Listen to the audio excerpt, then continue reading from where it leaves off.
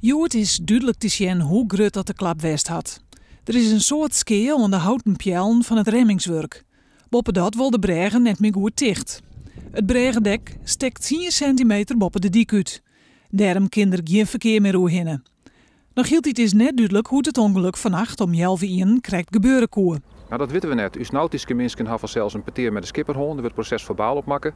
En daar staat wel in wat er gebeurd is en hoe het koe. Maar daar kan ik nog niet toe zitten. Medewerkers van de provincie doen een goed onderzoek naar de skeer. Daarbij zal ik nog doekers inzet worden. Want de skeer onder water kan ik nog wel eens grut wezen. Nou, dat doe ik het zien op er skeer onder water te zien is aan de middenpijler. Want als dat skeer is, dan betekent dat nogal wat voor zelfs voor het herstel en voor de maatregelen die we intussen nemen moeten. We kunnen nog geen bedragen nemen, maar het is wel een aanzienlijke skeer. Omdat we zien kunnen dat het breegdek wel een 10 centimeter ontzet is. En dat betekent dat het wel aanzienlijk wezen zal. De provincie denkt dat de bregen voor tolvoeren vannacht weer beschikbaar is voor het verkeer. Voor de skipveert bloot de bregen stremt.